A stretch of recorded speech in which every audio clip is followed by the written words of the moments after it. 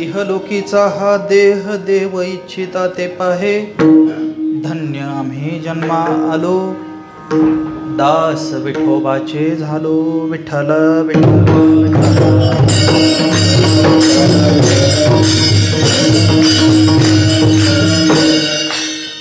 इहलोकीचा हा देह देव इच्छिता ते पाहे, धन्य आम्ही जन्मा आलो, दास विठोबाचे झालो. आयुष्याच्या साधने सच्चिदानंद पदवी घेणे, धन्य आम्ही जन्मा आलो, दास विठोबाचे झालो. पांडुरंगा करू प्रथम नमन, पांडुरंगा करू प्रथम नमन, गोसरे चरणा संतांच्या,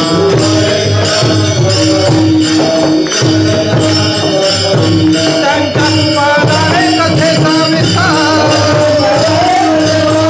त्यांच्या कृपादाने कथेचा विस्तार, बाबाजी सद्गुरू दास तुकार,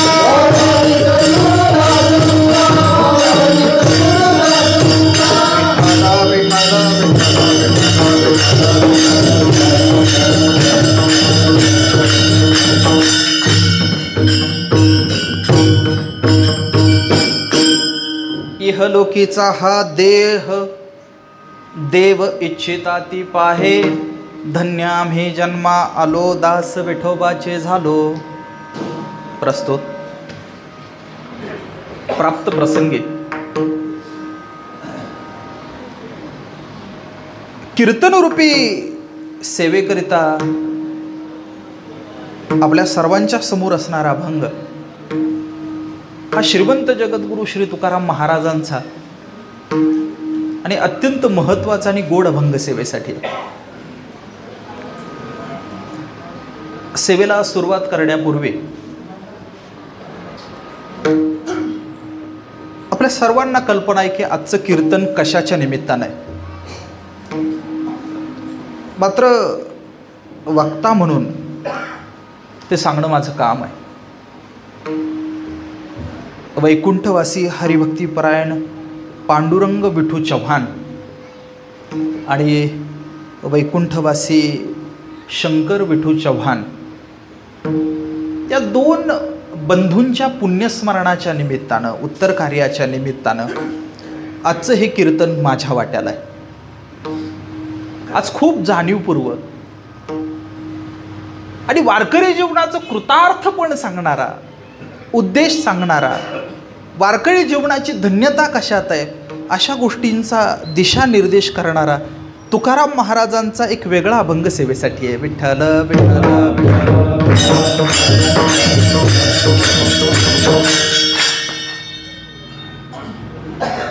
जेव्हा आजारपणाचं निदान झालं तेव्हा भेटायला आलो होतो मी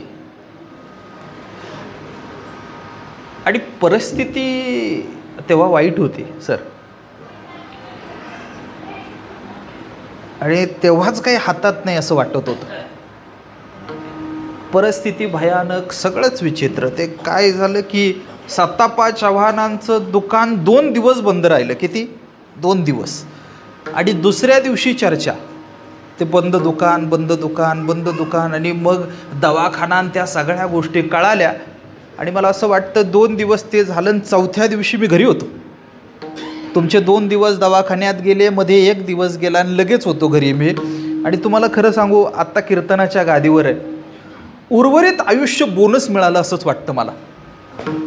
कारण तेव्हा जी परिस्थिती पाहत होतो मी, ऐकली होती चर्चा, त्यानं भीती वाटावी अशी परिस्थिती होती. आणि सांगू, खोटं बोलायचं काही कारण नाही. कीर्तनाच्या गादीवर कसं होतं, एखादा माणूस परत दिसेल की नाही अशी भीती वाटते साध्या माणसाला. आपण साधी लोक आहेत. आणि मग काय म्हणतो माहिती आहे, आपण जाऊन एकदा डोळे भरून पाहून येऊ, नमस्कार करून येऊ. आणि आपल्या सर्वांवर कृपा आहे पांडुरंगाची. ती अशा अर्थानं आहे की बाबांना उर्वरित सेवा करण्यासाठी वेळ मिळाला आपल्याला. आणि मला कौतुक वाटतं काय की सत्तापा रावणं आणि त्यांच्या बंधूनं दोघांनी या सगळ्या संदर्भानं कुठली हायगय बाळगली नाही. नाहीतर बऱ्याचदा समाजात वावरत असणारी लोक बाहेर खूप चमकू असतात, मात्र मोठा घरण पोकळ वासा असतो. मात्र मला आनंद या गोष्टीचा आहे की या सगळ्या मंडळींनी ज्या पद्धतीनं, ज्या कुटुंबानं, आणि सांगू पुरुषांना नीट नाही लागत, घरात आजारी माणूस असेल तर पुरुषांना फार नाही फरक पडत, मात्र मला त्याहीपेक्षा घरातली जी महिला मंडळ आहे सेवा करणाऱ्यांचे, आजारी माणूस एकदा घरात असलं आणि ते एकदा जर बेडवर खिळून बसलं आणि त्यातही जर ते कामावतं नसलं तर मग काय खरे रंगरूप कळतात. मात्र त्यांचे दोनही चिरंजीव सुनबाई आणि कुटुंबीय यांनी ज्या पद्धतीनं अत्यंत शेवटपर्यंत ती सेवा केली, ती सेवा अत्यंत आदर्शवत आहे. आम्हाला आठवतं आहे, माझं बोलणं सविस्तर झालं आणि आपले शिवाजी अण्णांचे शिवाजी पांडुरंग कुंभार, बरोबर ना, हाही पांडुरंग आणि तोही पांडुरंग, ते शिवाजी अण्णा कुंभारांचे वडील पांडुरंग कुंभार आणि इकडं हे पांडुरंग चव्हाण, दोघंही दोस्त. नेमकं गडबड अशी झाली की त्या दिवशी मी अगोदर जाऊन, ते अगोदर गेले होते, तिथं भेटून आले आणि मी आलो होतो. आणि मग ते मी गेल्यानंतर बाबांना अशी तरतरी आली, अशी तरतरी आली, माळी सर अशी तरतरी आली की ते सांगत होते की हमीदवाड्याचे पांडुरंग कुंभार आणि आम्ही कसं विहिरीत बार उडवायला जायचो का आम्हाला. ते जुने बार देण्याची पद्धत, ते ठोसून काय त्याच्यात तो मसाला भरला जायचा, त्यात वारा, त्यात तारी लावल्या जायच्या आणि लांब जायचं आणि बारे रे ते सुरुंग असं जे म्हटलं जायचं ना, ते सगळं काम केलं. अत्यंत कष्टाचं काम, मितभाषी काम करत आपला वारकरीपणा ठाम ठेवला. मला अत्यंत मनापासून त्या महात्म्याला वंदन करावं वाटतं. हे बघा, लोक कीर्तनकार प्रवचनकार नसतात लोक, मात्र आयुष्यभर नीट रस्त्यानं जगत राहतात. ते पुण्य किती करतात मला माहिती नाही, मात्र पाप न करणं हे सुद्धा पुण्य आहे. विठ्ठल विठ्ठल विठ्ठल.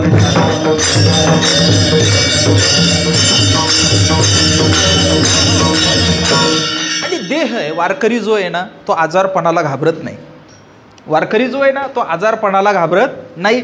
देहाचे भोग आहे ना, देह तव आहे प्रारब्धा अधीन. तुकाराम महाराज म्हणाले, देह आहे ना तो प्रारब्धाधीन आहे. तुम्ही संत असा, साधू असा, सत्पुरुष असा किंवा तुम्ही कुणीही असला तरी सुद्धा जे प्रारब्धानं आलेलं आहे ते भोगून संपवावं लागतं.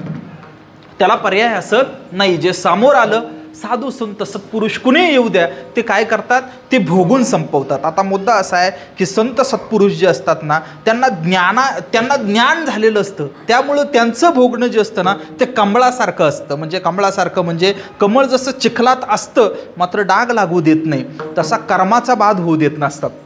शहाणे जे लोक असतात ना ते अशा पद्धतीनं वाटचाल करत असतात. वारकरी आजारपणाला घाबरत नाही, वारकरी रोगाला घाबरत नाही. वारकरी एक दोन गोष्टींना घाबरतो. पहिला पापाला घाबरतो आणि दुसरं देवाचे पाय दूर जाऊ नये म्हणून घाबरतो. कशाला घाबरतो दुसरा वारकरी, इतर कशाला घाबरत नाही. आणि सांगू, संकट येऊ द्या, दुःख येऊ द्या, आजारपण येऊ द्या, तरी सुद्धा देवाकडं तक्रार न करणं म्हणजे वारकरी असणं आहे. विठ्ठल विठ्ठल विठ्ठल. आणि असं वारकरीपण, स्वच्छ वारकरीपण जे जगले, अशा पांडुरंग बाबांच्या उत्तर कार्याच्या दिवशी.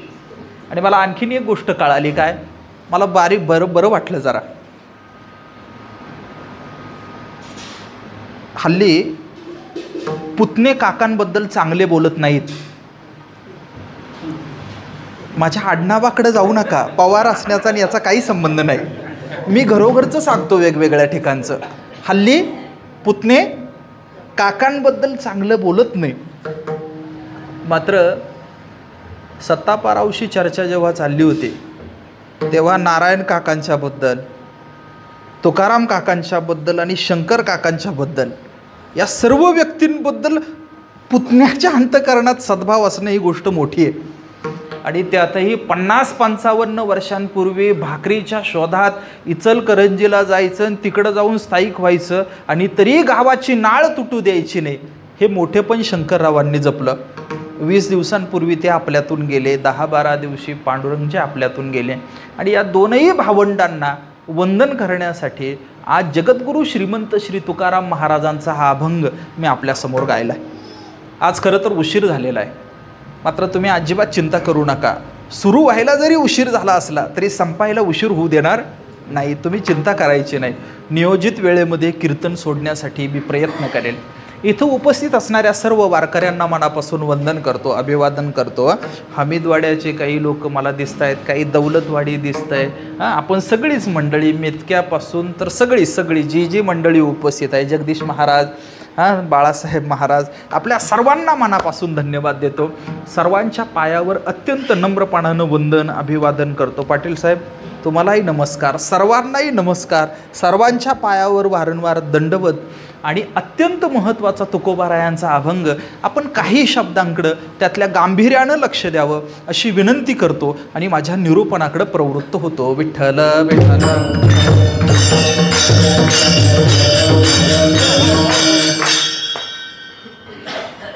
साधू संतांनी अनेक ठिकाणी देहाच्या काही मर्यादा सांगितल्या आणि त्यातली सर्वात महत्त्वाची मर्यादा सांगितली ती मर्यादा म्हणजे हा देह नाशिवंत. काय सांगितलं? हा देह नाशिवंत आहे, हा देह नासका आहे, हा देह क्षणाक्षणाला नासत जाणार आहे आणि एक दिवस पडणार आहे. आपण अनेक गोष्टी पाहिल्या, ऐकल्या, साधू संतांच्या वाङ्मयाचं, चरित्राचं चिंतन केलं की सातत्यानं लक्षात येईल की संतांना एक गोष्ट सातत्यानं वाटत आली. ती गोष्ट म्हणजे त्यांना ध्यान असतं कशाचं? मरणाचं. आणि आपलं कल्याण व्हावं असं वाटत असेल तर कबीरजी महाराज म्हणालेले आहेत, काय? दो बातों की याद रख जो चाहे कल्याण. दोन गोष्टींची आठवण ठेवली पाहिजे, एक नारायणाची ठेवली पाहिजे आणि दुसरी मरणाची ठेवली पाहिजे. दोन गोष्टींची ठेवली पाहिजे. साधू माणसाचा विचार केला तर साधू माणूस कोणतंही काम करत असू देत. सजन कसाई महाराज मांस विकत होते, मात्र नारायणाचं स्मरण हटलं होतं का? नाही. सावतामाळी महाराज खुरपत होते, मात्र विठ्ठल विठ्ठल विठ्ठल विठ्ठल विठ्ठल विठ्ठल विठ्ठल विठ्ठल अंतकरणातून गेला होता का? नाही. जनाबाई महाराज गोवऱ्या थापत होत्या, मात्र अंतकरणामधला विठ्ठल जो होता ना, त्यानं जागा काय केली होती? अशी भरली होती, देव नव्हता येऊन राहिला. मग जनाबाईनंच कोंडला होता. धरेला पंढरीचा चोर, गळा बांधूनिया दूर, हृदय बंदी खाना केला, आत विठ्ठल कोंडियेला. देवाचं स्मरण आणि दुसरं मरणाचं स्मरण.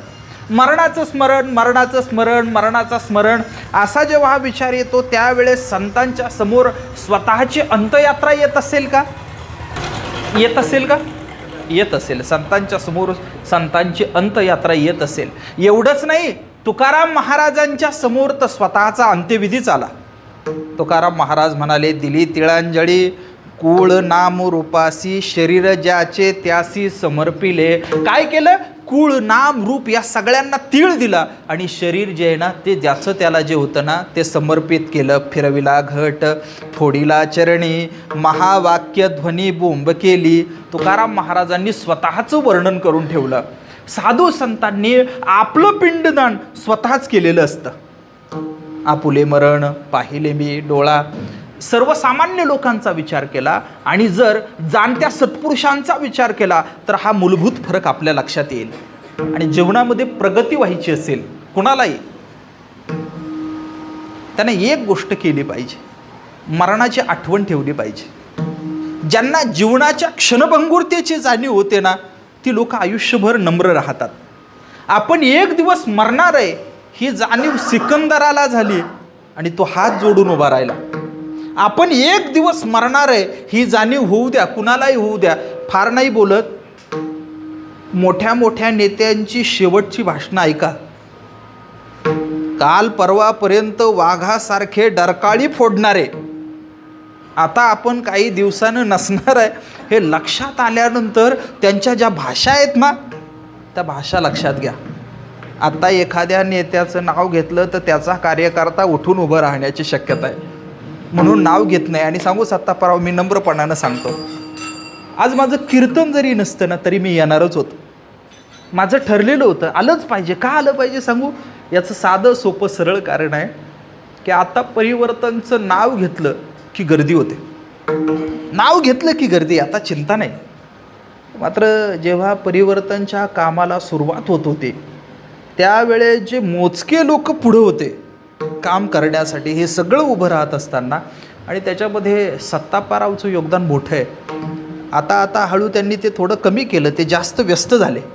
पण कसं आहे, ते जरी दूर गेले असले तरी मी पहिल्या पावसाला न विसरणारा शेतकरी आहे. विठ्ठल विठ्ठल विठ्ठल.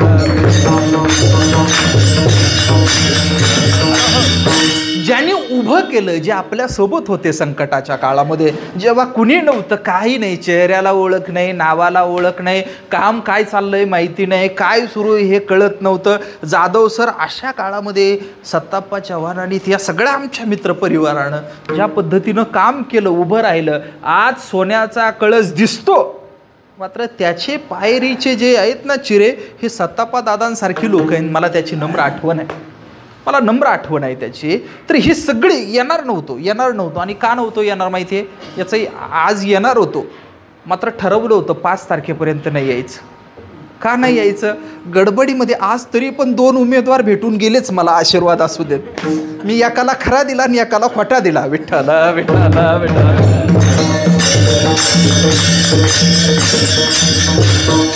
मी म्हणले दादा लक्ष असू द्या. मी म्हटलं मी सभासद नाही, आणि मी लक्ष ठेवणार म्हणजे काय करणार? जाधव साहेब, मी सांगणार भ्रष्टाचार करू नका, बोंबलं ना सगळं. मी जर लक्ष ठेवलं, लक्षात ठेवा, तुकाराम महाराजांनी आपल्याकडं लक्ष ठेवलं ना, तर आपली पाप करण्याची प्रवृत्ती होत नाही, आणि पाप केलं नाही तर राजकारण नाही करता येणार. विठ्ठल विठ्ठल विठ्ठल. त्याच्यामुळं कृपा केली पाहिजे. गडबडीत जर भविष्यात तुमच्यापैकी कुणी ग्रामपंचायतला उभं राहिलं तर माझा आशीर्वाद घ्यायला येऊ नका. का? माझा आशीर्वाद जर लागू झाला, पुण्याची गणना कोण करी. अजिबात नव्हतो हा.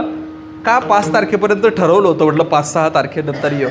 पण आज का यायचं होतं? याचं एकमेव कारण की बाबांचं दर्शन व्हावं, आणि मी कुटुंबाचा भाग आहे. आत्ता बेनिकऱ्यामध्ये आल्यानंतर आता काय ती हक्काची घरं झाली काही. मात्र बेनिकऱ्यामध्ये जेव्हा आम्ही पहिल्यांदा 150-200 महिलांचं ते कॅल्शियम आणि रक्ताची तपासणी केली होती, तर ते सुरुवात करत असताना हाच सगळा परिवार माझ्यासोबत होता, परिवर्तनच्या सोबत होता. आणि आज त्या निमित्तानं इथं येता आलं. आपली चर्चा चालली आहे. कशाची चर्चा आहे? चर्चा साधी सोपी सरळ सुरू आहे अशी, की साऱ्या संतांचा जर विचार केला तर ते मरणाची आठवण काढतात. आणि मरणाची आठवण काढत असताना समोर आलेल्या प्रत्येक माणसाला संतांनी वारंवार 2-3 गोष्टी सांगितल्या. आता सगळी गाथा वाचली ना, आपल्या लक्षात येईल की त्यांनी वारंवार सांगितलं, बाबा हा देह जाणार आहे, हा देह जाणार आहे, हा देह जाणार आहे. आणि तू काय कर? विचार कर. काय कर? विचार कर. विचार करा. सगळी गाथा जर आपण वाचली, एकादशी करा, पंढरपूरच्या वारीला जा, याच्याही पेक्षा जास्त वेळा गाथेमध्ये तुकाराम महाराजांनी सांगितलं की हा देह नाशिवंत आहे. आणि बाबा बाळा तू विचार करायला लाग. आपल्या पाठातला अभंग आहे.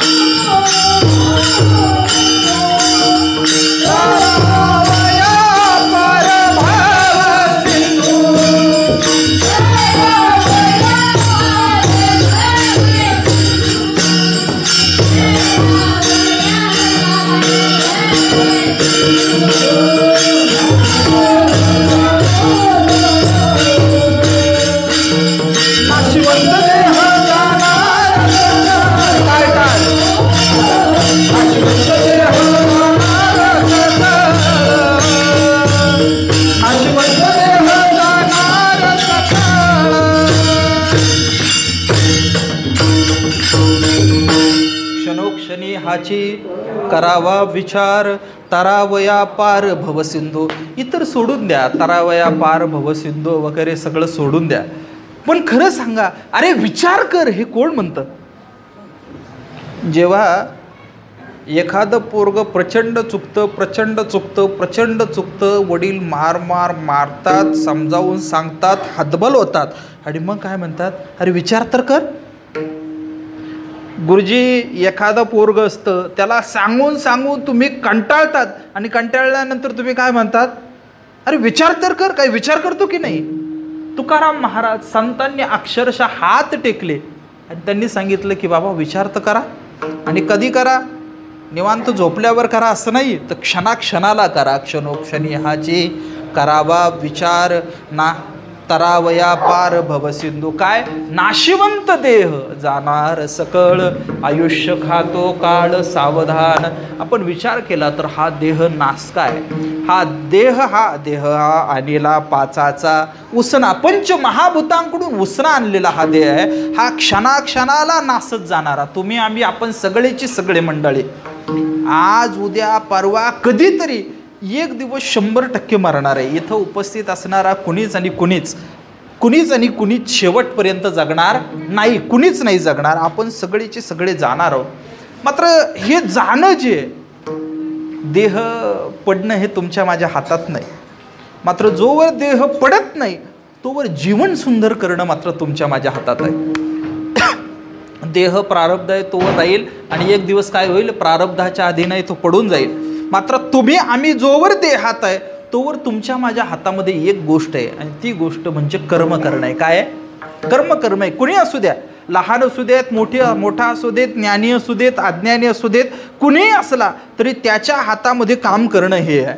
आणि सांगू, ज्यांनी चांगलं काम केलं त्यांच्या काय झालं, आयुष्याचं सोनं झालं. साधी गोष्ट आहे. आपण सगळी मंडळी आज ज्यांना वंदनीय मानतो त्यांचा विचार करा. ते कर्मामुळं मोठे. शिवाजी महाराजांचं चित्र समोर आणा. आपण शिवाजी महाराजांचं ओरिजिनल चित्र कोणतं, काय त्यांचा खरा चेहरा कुठला, काय हे आपल्याला आठवणार नाही. अनेक लोकांनी डोळे बंद केला तर त्यांना डॉक्टर अमोल कोल्हेच शिवाजी महाराजांच्या रूपानं आठवतील. ज्ञानेश्वर महाराज दिसायला कसे होते कुणाला माहिती नाही. तुकाराम महाराज दिसायला कसे होते तुम्हाला मला माहिती नाही. त्यांचे चेहरे आपल्याला आठवत नाही. त्यांचे ओरिजिनल फोटोग्राफ आपल्याकडे नाही, कारण तेव्हा सत्तापा चव्हाण नव्हते. त्यांचे फोटो नाहीत आपल्याकडे. त्यांचा चेहरा आपल्याला आठवत नाही. मात्र आपल्या आजाच्या पंजाचा फोटो आपल्याकडे आहे. आपल्याला त्यांचा चेहरा आठवतो. तरी मला आपल्याला प्रश्न विचारायचा आहे की आपले बापजादे जास्त वंदनीय होते का सत्पुरुष? आहे का? बघा, आणखीन एक मुद्दा आहे की ज्या अर्थी आज आपण आहोत त्या अर्थी शिवाजी महाराजांच्या काळात आपला कुणीतरी पूर्वज असेल का नाही? का कुणी आहे एखादा असा की ज्याचा पूर्वज नव्हता पूर्वी? ज्या आर्थिक आपला एखादा पूर्वज कदाचित आपले वंशज नसतील. कदाचित माणूस हा एकमेव असा प्राणी आहे की जो स्वतःचा वंश निर्वंश करू शकतो. ब्रह्मचारी राहिलं की पुढचा वंशच नाही वाढणार ना. मात्र कुणी असू देत त्याचे कोण असतात? पूर्वज असतात. शिवाजी महाराजांच्या काळात पूर्वज असतील का नसतील ताई? तुमचे माझे आपल्या सगळ्यांचे पूर्वज असतील. पण मला खरं सांगा, त्या पूर्वजाचं नाव तरी आपल्याला आठवतं का? गाव तरी आठवतं का? नाही. आपल्याला नाव आठवत नाही, गाव आठवत नाही, कर्तृत्व आठवत नाही. याचं कारण असं आहे की आपले पूर्वज जे होते ना त्या काळातले, ते त्यांच्याच देहाच्या उपचारात मग्न होते. ते तुमच्या माझ्यासारखे आयुष्यभर काय होते, तिथंच घोंगावत बसले होते. त्यातले मोजके असे होते काही बाजी प्रभू देशपांडेंसारखे, त्यातले मोजके असे होते काही शिवाजी काशीदांसारखे, त्यातले मोजके असे काही होते जिवाजी महाराजांसारखे. त्यांनी देहावर उदार झाले आणि आपलं आयुष्य सत्कर्मासाठी वापरलं. तुम्ही चांगल्या कामाला तुमचं आयुष्य जितकं झिजवतात तितके तुम्ही अमर होतात. विठ्ठल विठ्ठल विठ्ठल. चला आणखीन सोपं बोलू. प्राण्याचा विचार करा. कुणाचा? प्राण्याचा. कुत्र्याचा. कुणाचा? कुत्र्याचा विचार केला. कुत्र्याचा विचार केला तर कुत्र्याला पैसे कमावता येतात का? कुत्र्यासारखे कमावता येतात? काहींना बॅटरी नंतर काय होईल, ट्यूब लागेल. कुत्र्यासारखे कमावता येतात. कुत्र्याला कमावता येतात का पैसे? नाही. बरं, आणखीन एक गोष्ट आहे, कुत्र्याला कीर्ती कमावता येते का? एखादा दुसरा प्रामाणिक कुत्रा ते सगळं सोडून द्या, मात्र सर्वसाधारण विचार केला तर कीर्ती कमावता येते का? नाही. डुकराला कीर्ती नाही कमावता येत, कुत्र्याला कीर्ती नाही कमावता येत. मात्र माणूस हा असा प्राणी आहे की त्याला भौतिक आयुष्यामध्ये धनही कमावता येतं आणि कीर्तीही कमावता येते. बरं, आता पुढचा मुद्दा असा आहे, सोपं कीर्तन आहे बरं का, हे खूप सोपं कीर्तन आहे. माझं म्हणणं साधं सरळ सोपं असं आहे, एखादा माणूस गेला की त्याची अपकीर्ती लक्षात राहते लोकांच्या का कीर्ती? लोक एवढे चांगली आहे, इतकी चांगली आहे, समाज इतका कृपाळू आहे, इतका उदार आहे ना, मेलेल्या माणसाचं सगळं वाईट विसरून जातो आणि चांगल्याची उजळणी करत राहतो. कोण म्हणतं समाज नालायक आहे? अजिबात नाही, अजिबात नाही. तुम्ही जोवर जिवंत असतात ना तोवर माणूस असतात आणि म्हणून तुमच्या समोर अपकीर्तीची चर्चा होते. आपला अहंकार असा असतो जाधव साहेब, आपल्याला वाटतं आपण जिवंत असतानाच आपल्या लोकांनी चांगलं म्हणत बसावं, हे खोटारडेपणा आहे. कीर्ती कमावणं नावाची गोष्ट या देहात शक्य आहे, पैसे कमावणं नावाची गोष्ट या देहात शक्य आहे, कपडे घालणं नावाची गोष्ट या देहात शक्य आहे, प्रेम करणं नावाची गोष्ट या देहात शक्य आहे, संतांचं म्हणणं कळणं या देहात शक्य आहे. याची देही घडे देवाचे भजन, देवाचं भजन घडणं याही देहामध्ये शक्य आहे. तुम्ही आता या जगामध्ये असाल, हा देह मरका जरी असला, मृत्यूलोक जरी असला, तरी तिथं एवढ्या सगळ्या शक्यता आहे आणि त्या शक्यता स्वर्गामध्ये सुद्धा नाही. त्याच्यामुळं स्वर्गात असणारे देवसुद्धा या मरक्या देहाची अपेक्षा करतात. अभंगाचं पहिलं चरण. ओ इहलोकीचा हा देह, इहलोकीचा हा देह, ओ इहलोकीचा हा देह,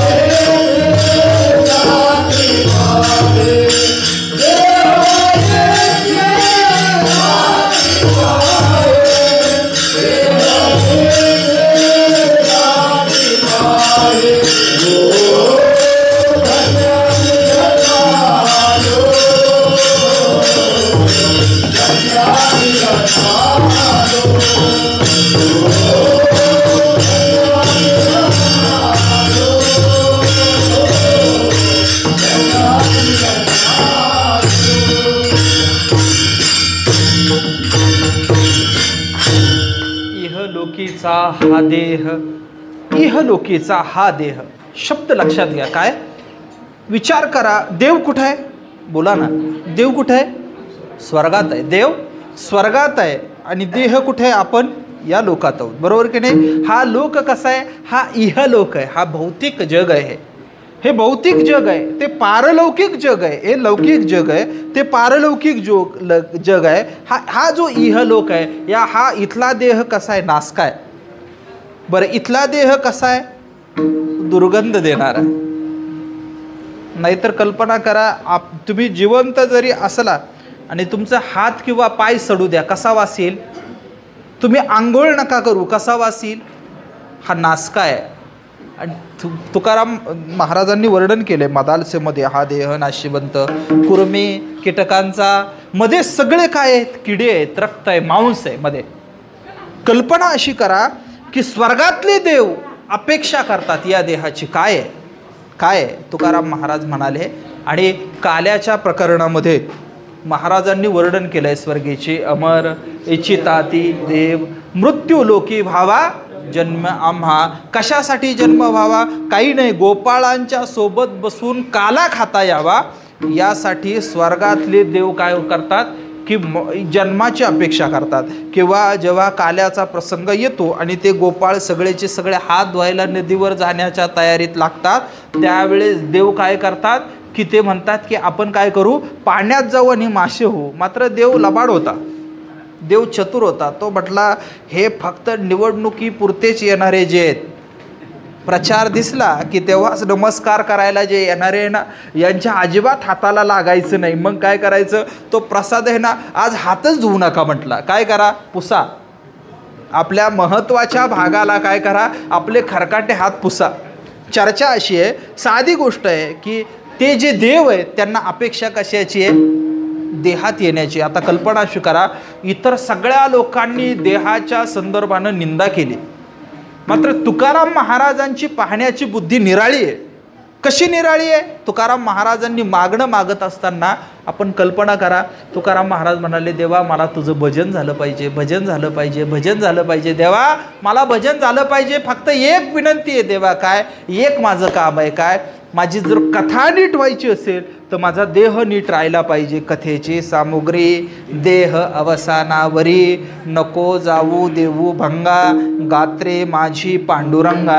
हे देवा, माझ्या कथेची सामुग्री टाळ मृदुंग नंतर आहे, मात्र जर देह नीट असेल तर तुझी भजन आणि तुझी भक्ती मला नीट करता येईल. म्हणून हे पांडुरंगा, माझा देह नीट राहू दे. तुकाराम महाराजांनी आणखीन एका ठिकाणी म्हटलं की तुका म्हणे, आम्ही देह उपकारे नाचो निरंतन कीर्तन करू. आम्ही काय करू? हे देवा, आम्ही निरंतर असं. तुम्ही कल्पना करा, देह ठीक जर नसेल तर आत्ताचं भजन ठीक होईल का हो? तुम्ही आजारी असाल आणि किती पट्टीचे गाणारे असाल तर, जर समजा बाळासाहेब महाराज लय पट्टीचा गाणारा आणि खूप येतं त्याला, मात्र जर वाजवता वाजवताच वात यायला लागला तर, म्हणता म्हणताच जर वात यायला लागला तर, बोलता बोलताच जर बोबडी वळायला लागली तर, तुमचं माझं भजन परमार्थ नीट व्हायचं असेल तर त्याच्यासाठी सुद्धा काय लागतं? त्याच्यासाठी देह काय लागतो? नीट लागतो. देहाचा उपकार तुकाराम महाराजांनी मान्य केला आहे. तुकाराम महाराज म्हणाले की या देहामध्ये येऊन सत्कीर्ती कमावता येते, या देहामध्ये येऊन संतांचं दर्शन होतं, या देहामध्ये येऊन देवाला जवळ करता येतं. त्याच्यामुळं या देहाचं महत्त्व देवांनीही ओळखलं आणि त्यांनी अपेक्षा केली काय की हा देह आम्हाला मिळावा. आपल्या सर्वांना माहिती आहे, सर्वांना माहिती आहे, तुम्ही देव मानणारे असा किंवा नसा बरं का, आपले काही त्याच्याबद्दल कंपल्सरी अट नाही. मात्र आयुष्य जर सुंदर व्हायचं असेल ना तर देहाचं महत्त्व ओळखा. आणि ज्याला देहाचं महत्त्व कळतं ना तो ढसा ढसा दारू नाही पिणार. ज्याला देहाचं महत्त्व कळतो तो भाका भाका सिगारेट ओढणार नाही. ज्या मावशीला देहाचं महत्त्व कळतं ती मावशी मिश्री लावणार नाही. ज्या मावशीला देहाचं महत्त्व कळतं ती तंबाखू खाणार नाही. आपल्याला आयुष्य मिळालं, एखादी अशी असेल बाई ती म्हणली मी देवाला मानतच नाही, आपला काय अडचण नाही. एखादा पुरुष असेल तो म्हणेल देवाला मानतच नाही, माझी काहीच अडचण नाही, पण बाबा तुला निसर्गानं दिलेलं जे आहे, हे बघा, लोकांचे बांध कोरून कोरून कोरून कोरून पैसे कमवायचे आणि मिळालेली जी पैसे प्रतिष्ठा आहे ना ती उपभोगण्यासाठी शरीरच नसेल तर काय करायचं? काय करायचं मला सांगा ना. त्याचा काय अर्थ आहे का? कमीत कमी पापांना का असे ना जे मिळवलंय ते भोगण्यासाठी का असे ना शरीर नीट पाहिजे की नाही? पाप जरी करायचं असेल किंवा पुण्यही करायचं असेल, काही करायचं असलं तरी काय नीट पाहिजे? काय पाहिजे? नीट पाहिजे, शरीर नीट पाहिजे. गडबड अशी होते लोकांची की शरीराचं महत्त्व पुण्यवंतांनाही फार कळत नाही, पाप्यांनाही कळत नाही. पुण्यवंत शरीराकडे दुर्लक्ष करतात, त्यांना शुगर होतो, आणि पापी दारू पितात, त्याच्यामुळे त्यांचा लिव्हर खराब होतो.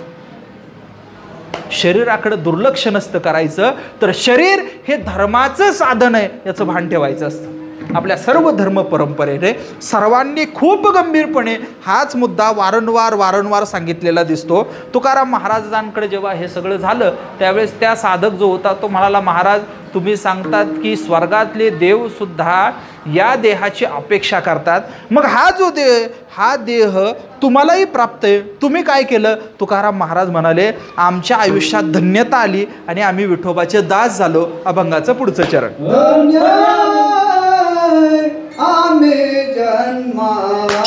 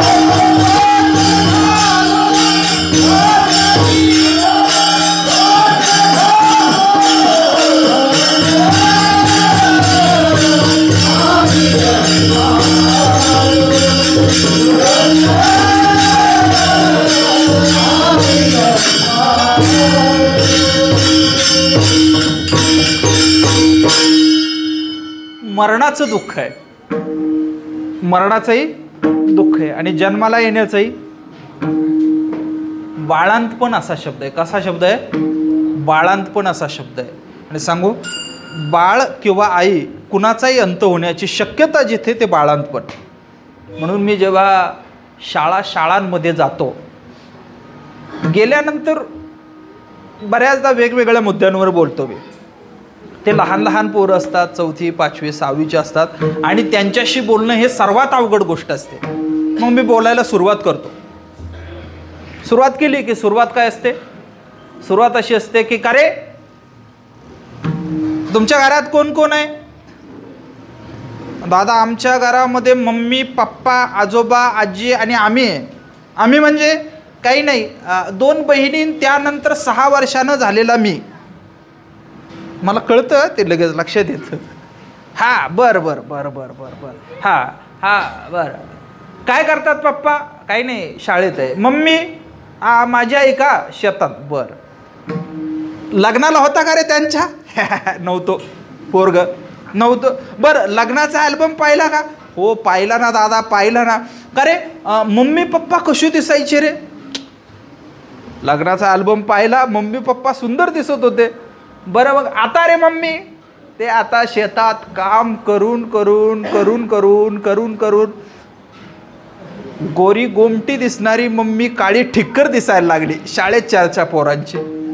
मग मी हळूच सांगतो पोरांना, मित्रांनो, बाबड्या, तुला माहिती आहे तरुणपणाच्या टप्प्यावर तुझी आई तरतरीत होती बेटा, ती नीटनेटकी होती. मात्र आता तू तिला शाळेत का घेऊन येत नाही माहितीये? ते आता काय करते, ती नीटनेटकी नसते. आणि तिची थोडी काय झाली आता, कंबर पण वाकली ना, खांदे उतरले. काय झालं रे?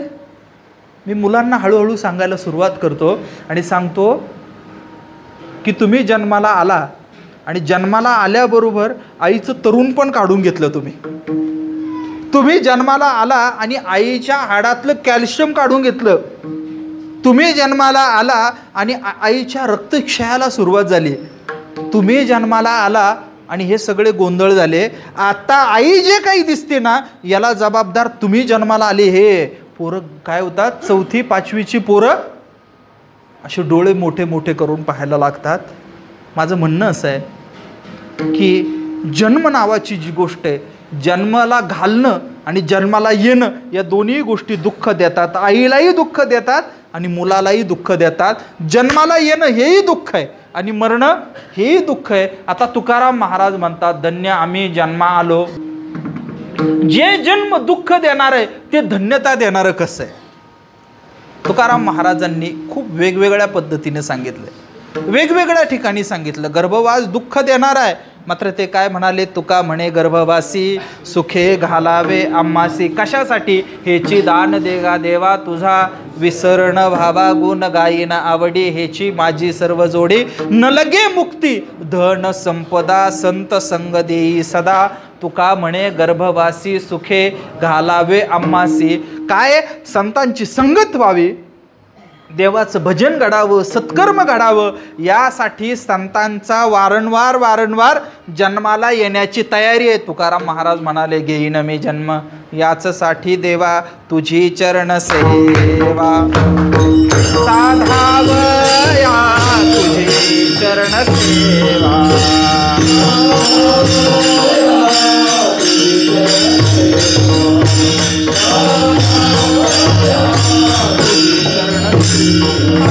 जन्म जन्मी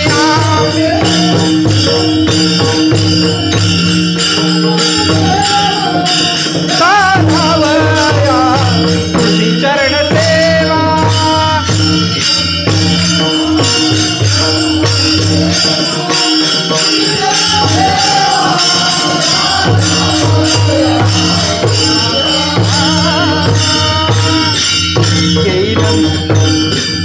घेईन मी जन्म याचसाठी देवा तुझी चरण सेवा साधावया.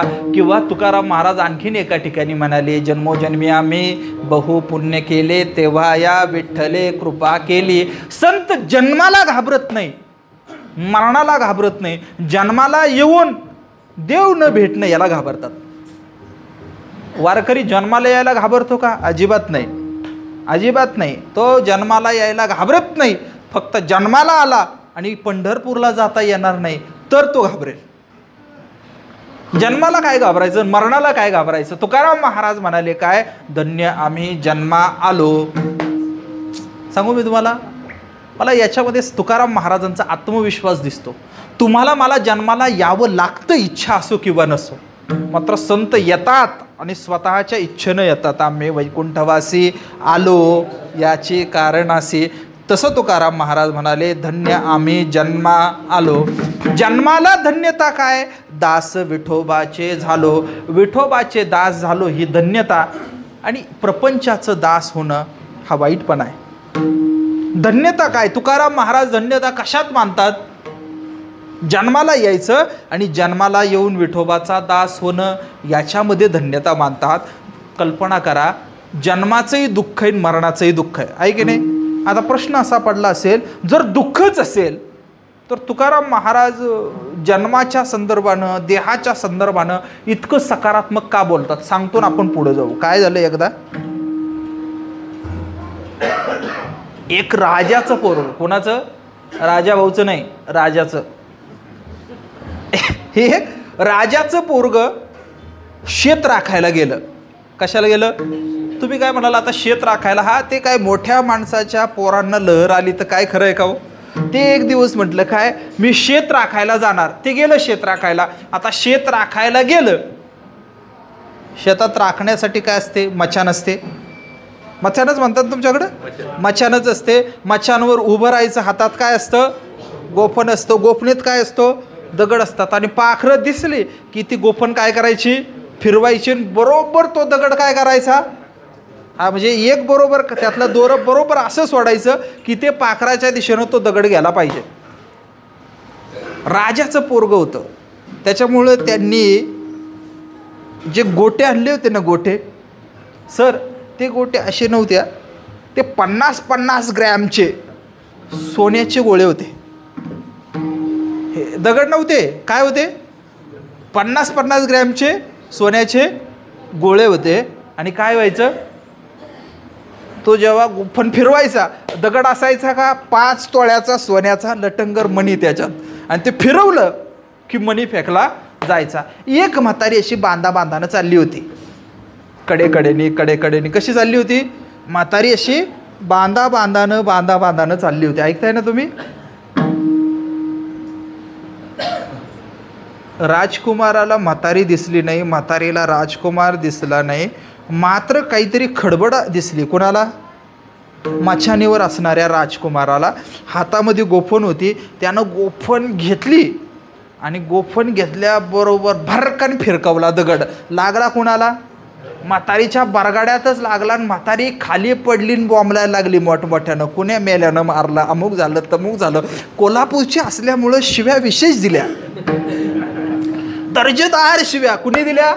म्हातारीनं शिव्या दिली. आमची पुण्यातली म्हातारी असती तर फार नॉनसेन्स असं म्हणाली असती.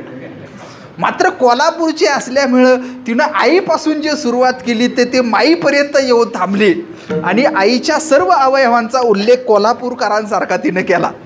ती कचकून शिव्या देत होती, रडत होती, बोंबलत होती. कुणी मारलं म्हणून पाहत होती. आणि गडबडीत काय लागलं म्हणून म्हातारीनं पाहिलं. तिला काय दिसलं? सोन्याचा गोळा दिसला 5 तोळ्याचा. आतापर्यंत रडणारी म्हातारी दुःख विसरली आणि ते 5 तोळ्याचं उचललं. आणि तिने विचार केला, एकच हाणला, आणखीन एक हाणायला पाहिजे होता.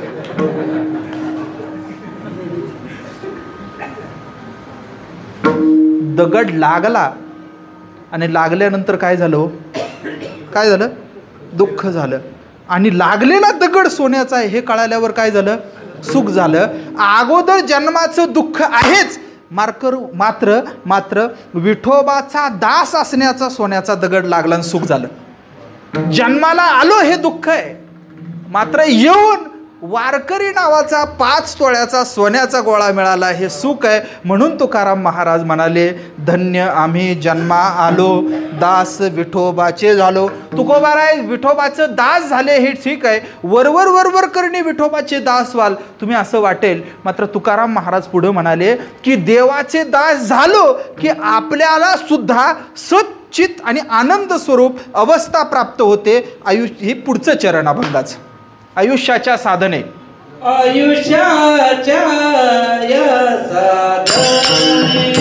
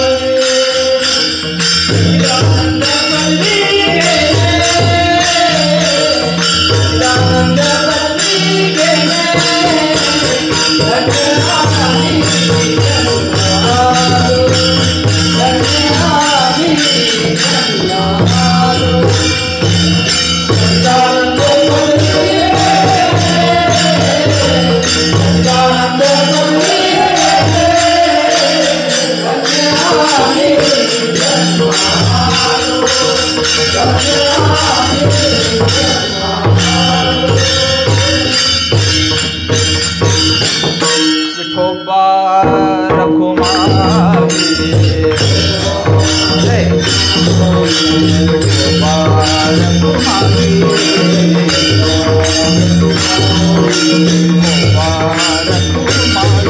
विठोबा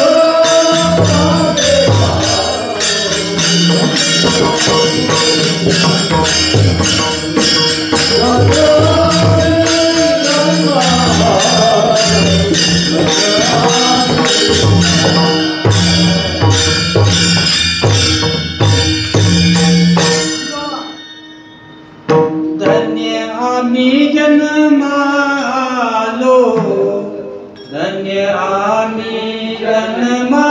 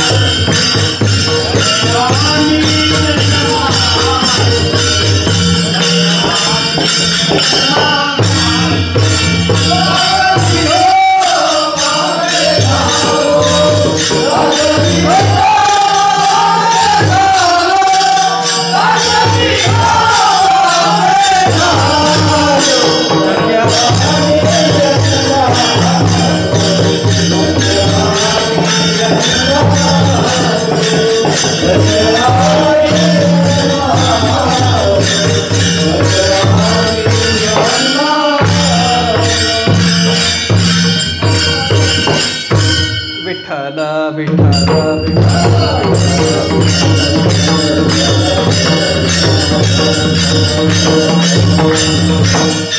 इहलोकीचा हा देह देव इच्छिता ती पाहे, धन्य आम्ही जन्मा आलो दास विठोबाचे झालो.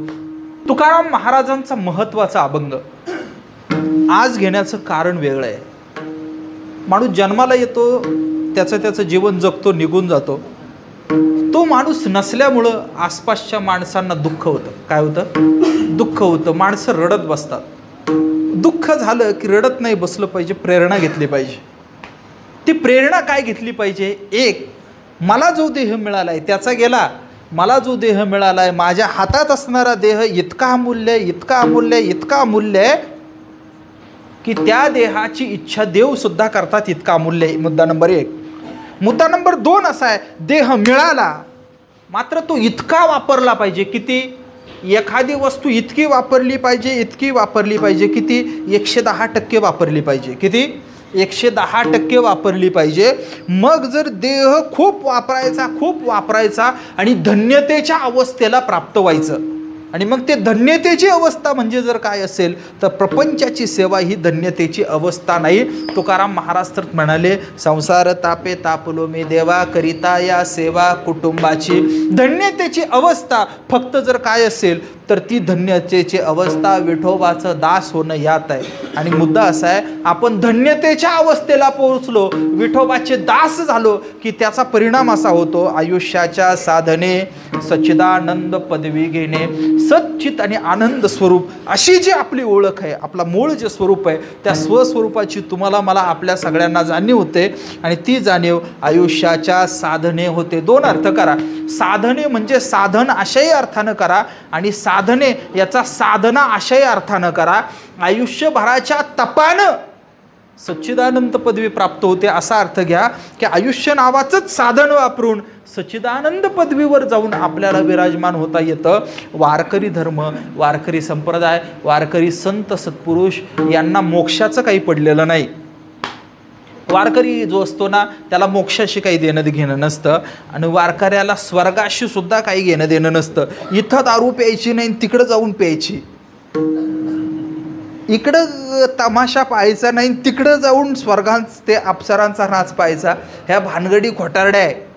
लोभी लोक इथे जे आहेत ना, काही लोक यज्ञ यागादी क्रिया करून इंद्रपणा मिळवण्याचा प्रयत्न करतात, स्वर्गात जाण्याचा प्रयत्न करतात. यज्ञ करतील, याग करतील, दान करतील, धर्म करतील आणि अपेक्षा काय असेल त्यांची? अपेक्षा तिथं जायचं आणि तिथं जाऊन निवांत पद्धतीने हे सगळेचे सगळे भोग घ्यायचे. मात्र ज्ञानेश्वर महाराजांनी वर्णन केले की जेव्हा पुण्य संपतं, पुण्याची पाऊटी सरे, सवेची इंद्रपणाची उटी उतरे. ते एकदा पुण्य सरलं की ते जे आहे ना, 5 वर्ष झाली की खुर्ची खाली करावी लागते. तसं पुण्य संपलं की स्वर्गातून परत कुठं यावं लागतं? मृत्यू लोकात यावं लागतं. खरा जो वारकरी येणे तो स्वर्गाबिर्गाच्या भानगडीत पडत नाही. तुकाराम महाराज म्हणाले की आम्ही स्वर्गाचं निशाण खूप मागे सोडून वैकुंठाच्या वाटेनं चालत निघालो. तुकाराम महाराज म्हणाले, तुका म्हणे, काय म्हणाले? पावटणी काय करू? स्वर्गाची निशाणी. स्वर्गाच्या नाही का, लढायला जातात सैनिक, लढायला जातात सैनिक, लढत जातात, चौकी घेत जातात आणि घेत जाताना काय करतात? जे चौकी जिंकलेली असते त्या चौकीवर आपल्या देशाचा काय काढतात? झेंडा काढतात. तुकाराम महाराज म्हणाले की आम्ही स्वर्ग जिंकून आमचा तिथं झेंडा लावून लय पुढे निघून आलोय.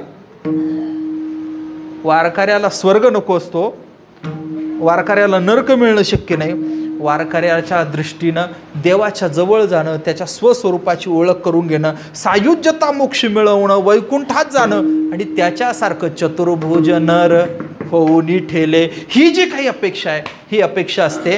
तुकाराम महाराज म्हणाले या मानव देहाचे माझ्यावर उपकार आहे, त्याच्यामुळं विठोबाचं दास होता येतं, त्याच्यामुळं सच्चिदानंद पदवी प्राप्त करता येते आणि त्याच्यामुळे स्वर्गासारखं सुख दुय्यम दर्जाचं बाजूला सारून वैकुंठामध्ये जाऊन राहता येतं. वारकरी असणं नावाची गोष्ट ही मोलाची, महत्त्वाची. आयुष्याच्या साधने सच्चिदानंद पदवी घेणे. मिळालेलं तुम्हाला मला उर्वरित जे आयुष्य आहे ते आयुष्य काम करत असताना, कष्ट करत असताना, आपलं विहित कर्म करत असताना, कामामध्ये काम, काही म्हणा राम राम, आपलं जे काम आहे मुख्य काम सोडून इतर भानगडी करू नका. एखादा शिक्षक असेल, कोण? एखादा शिक्षक असेल, तो म्हटला मी आता शिकवणं सोडून देतो आणि संन्यासी होतो. तुकाराम महाराजांना राग येईल. काय येईल? राग येईल. जाधव सर, तुकाराम महाराज आहे ना, ते म्हणतील की तू आहे ना, शिक्षक आहे ना, तू तुझं काम व्यवस्थित कर, मात्र काम करत असताना विठोबाला आठव. नाहीतर मुख्य काम सोडून द्यायचं, सेवेचं काम सोडून द्यायचं आणि फक्त आपल्या कल्याणासाठी सगळा संसार बाजूला ठेवायचा. हे संतांना मान्य नाही. प्रपंचामध्ये राहिलं पाहिजे, मात्र ते राहत असताना आपलं विहित कर्मही व्यवस्थित करायचं आणि देवाचं भजनही व्यवस्थित करायचं. संतांनी पारमार्थिक हा जो मार्ग सांगितला आहे हा प्रापंचिक लोकांना खूप सोपा सांगितला आहे. तो का म्हणे, सोपे आहे सर्वाहुनी शहाणा तो धनी घेतो येथे. जो शहाणा आहे ना तो इथं येतो आणि इथं घेतो. त्याच्यामुळे तुकाराम महाराजांचा हा गोड अभंग, देहाचा उपकार सांगणारा, विठोबाचं दास होणं या धन्यता आहे. या आयुष्याची ताकद एवढी थोर आहे की इथं तुम्ही सच्चिदानंद अवस्थेला जाऊन प्राप्त होऊ शकता. जी अवस्था सत्य आहे, जी अवस्था चिरकाळ टिकणारी आहे आणि जी अवस्था आनंदही देणारी आहे, असं देवाचं जे स्वरूप आहे त्या देवाच्या स्वरूपापर्यंत तुम्ही जाऊ शकतात. स्वर्गादी जी सुख आहेत हे सुख काही उपयोगाचे नाहीत, ते काही कामाचे नाही, ते एक दिवस संपत असतात. मात्र ज्या सुखाला, ज्या आनंदाला नाश नाही असं पारमार्थिक सुख मिळवण्याची खूप मोठी संधी आपल्याला मानवी देहाच्या रूपानं मिळालेली आहे. त्याच्यामुळे अशा देहाची अपेक्षा देवसुद्धा करतात. आजच्या पवित्र दिवशी वैकुंठवासी पांडुरंग विठू चव्हाण आणि वैकुंठवासी शंकर विठू चव्हाण या 2 पुण्यात्म्यांना वंदन करत असताना हाच विचार आपण सर्वांनी समोर ठेवावा. मी पाहत होतो, विचार करत होतो, लोक, आपल्याला कल्पना आहे, तुम्हाला सांगतो एक गोष्ट, या परिसरामधल्या अनेक चांगल्या आणि वाईट लोकांबद्दल मला खूप आता बारकाईनं माहिती झालं आहे सर. का माहिती झालं माहिती आहे सर? याचं कारण असं आहे जवान सर की 12 वर्ष झाले याच पिचवर आहे ना मी. 12 वर्ष झाले आणि सजगपणे पाहणार आहे मी.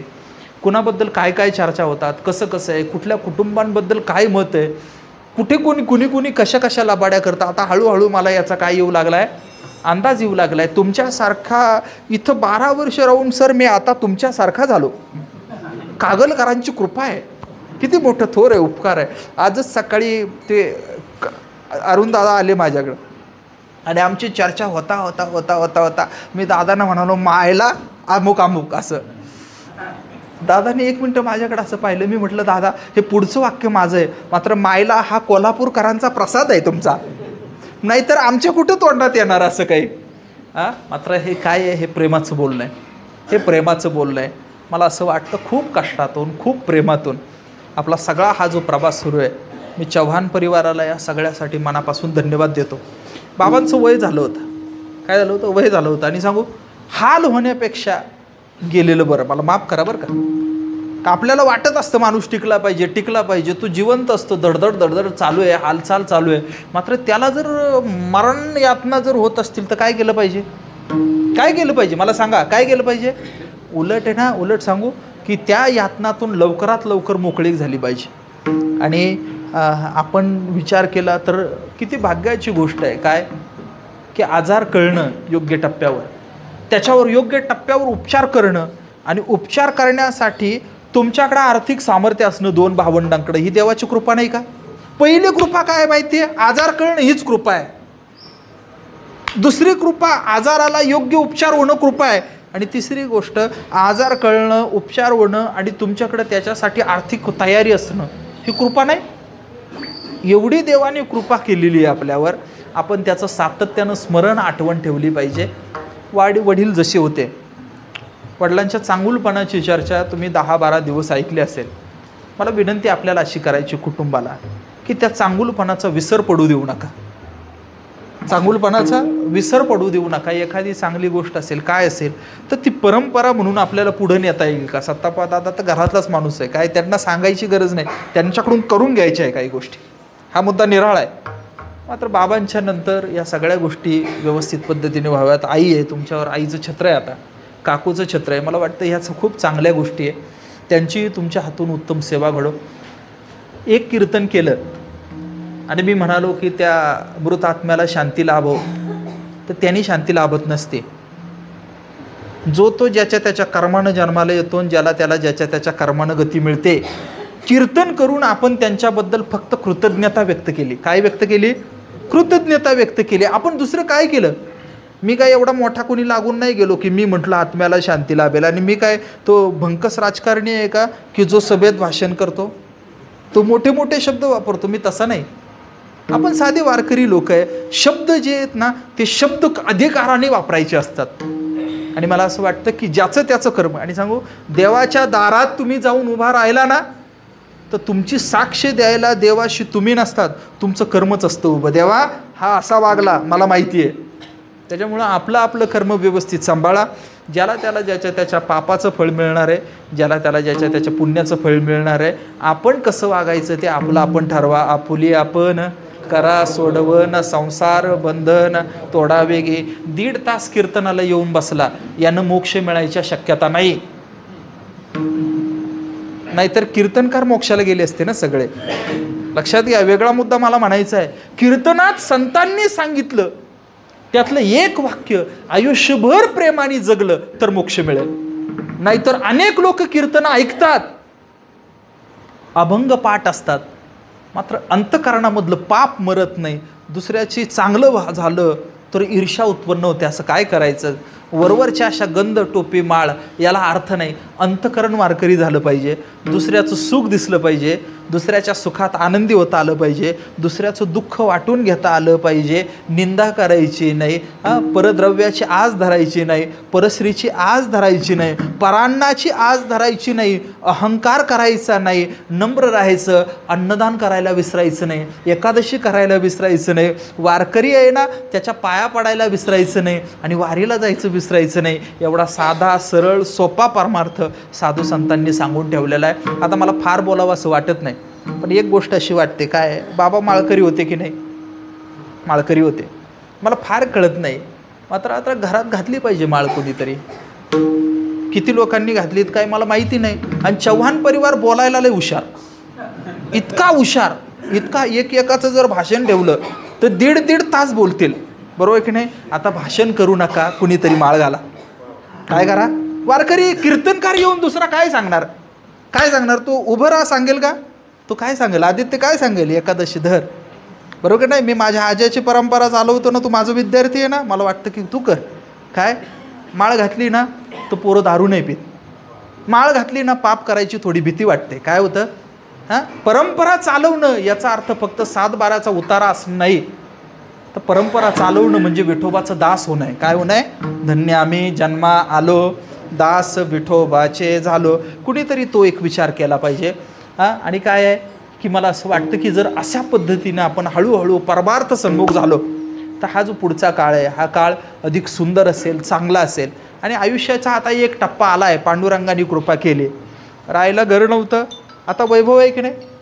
हां, मला आठवतं आहे की त्या आमचा सत्संग पुरस्कार 2013 सालचा 2014 सालचा सत्संग पुरस्कार सत्तापा दादांना आहे. आणि माझं भाग्य असं आहे की मला ती द्यायची संधी मिळाली होती.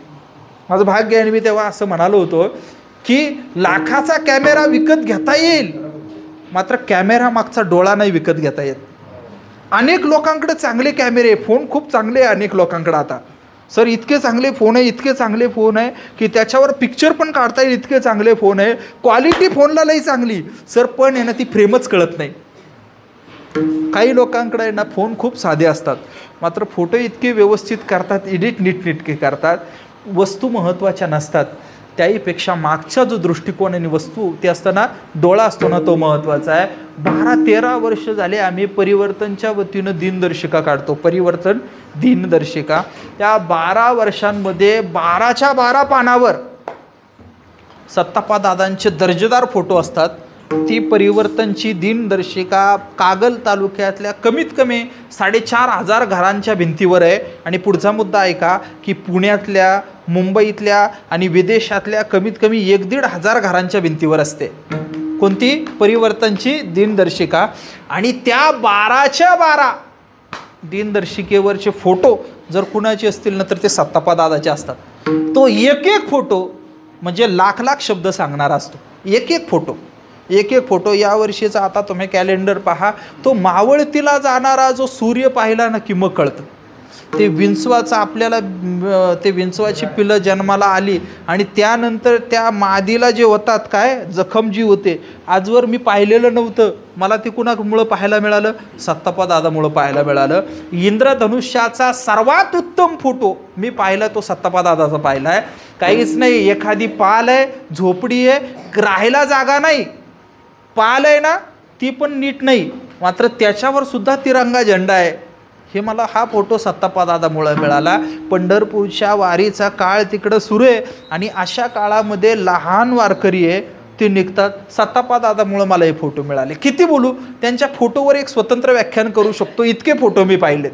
मागच्या 10 वर्षांमध्ये मला असं वाटतं की तुम्ही फक्त दरवर्षी 12 फोटो पाहतात त्यांचे, पण कमीत कमी मी, मधुकर दादा, आजबे सर, संदीप सर, आम्ही 4-6 लोक दरवर्षी त्यांचे 100 फोटो पाहतो. किती, 100 दर्जेदार क्लिक. आणि जसा सैनिक शत्रू समोर आला की कायम बंदूक घेऊन तयारीत असतो गोळी मारायला, तसा दिसलं की टिपायला सत्तापा दादा तयार. आणि मला असं वाटतं एवढी कला देवानं दिली, एवढं वैभव देवानं दिलं. आता या वैभवाला, या कलेला परमार्थाचं कुंकू लागलं पाहिजे. काय लागलं पाहिजे, नाहीतर काय माहिती आहे का, कलाकार खूप आहेत कलाकार. मात्र आजच्या या पवित्र दिवशी कुटुंबानं विचार करा. सर्वांना मनापासून धन्यवाद देतो. सर्व टाळकरी माळकरी सगळं. पाऊस पडला होता, आता मलाही प्रश्न पडला होता कसं होईल. पण आपल्या सगळ्यांनी मिळून ते खूप आनंदानं करून घेतलं. मी मनापासून तुम्हाला धन्यवाद देतो. सर्वांच्या पायावर सर्व वारकरी मंडळींना नमस्कार करतो. आणि ही ताई कीर्तनाला उभे आहे ना, मला आनंद आहे. आणि ताई उभं राहिलं पाहिजे. काय, मी अजिबात संकोचित मनोवृत्तीचा कीर्तनकार नाही. उभं राहिलं पाहिजे, बोललं पाहिजे. एखाद दिवशी कीर्तन कर, टाळ घेऊन मी उभा राहील. काय त्यात काही कमीपणा नाही, काही नाही. हा जनाबाई मुक्ताबाईचा संप्रदाय आहे. कुठलाही संकुचितपणा नाही. अभ्यास करायचा खूप, अजिबात चमको कीर्तनकार जे आहेत ना यूट्यूबवर, नादी लागायचं नाही. खूप अभ्यास करायचा, खूप छान चांगल्या लोकांना आदर्श समोर ठेव. तुलाही मनापासून धन्यवाद. सर्वांच्या पायावर अत्यंत नम्रपणानं डोकं. बाळासाहेब महाराज तुम्हालाही मनापासून वंदन. हां, सगळ्यांना आज काय सगळे एका माळीचे मणी एकत्र आले. हां, सर्वांना मनापासून धन्यवाद देतो. आणि याच्यानंतर आपलं काय होईल, चाल होईल, त्याच्यानंतर आरती होईल व्यवस्थित पद्धतीने आणि नंतर भोजनाचा कार्यक्रम होईल. याच्यानंतर काय होईल की आत्ताचा हा कार्यक्रम आहे आपला बरोबरकडे कीर्तन संपलेलं आहे, पण त्याच्यानंतर हे सगळं आटोपल्यानंतर आपण जागेवरच बसा. आदरणीय मधुकर दादा भोसले 2 मिनटं आपणा सर्वांच्या वतीनं बाबांना श्रद्धांजली अर्पण करतील आणि मग आपण त्याच्यासाठी काय करूयात, भोजनाकडे जाऊयात. मला कल्पना आहे उशीर झाला आहे तरीसुद्धा पहा ना, खरं 8ला सुरू झालं आहे, मी 10:15ला सोडायला पाहिजे होतं. किती वाजता? मी 9:45लाच सोडतो. याच्याबद्दल तुम्ही सर्वांनी माझे काय मानले पाहिजे, आभार. तुमच्या सर्वांच्या वतीनं मी माझे आभार मानतो. आणि आणि आणि झालेली ही जी सेवा आहे हे पांडुरंगाच्या चरणी समर्पित करतो. ज्ञानेश्वर माऊली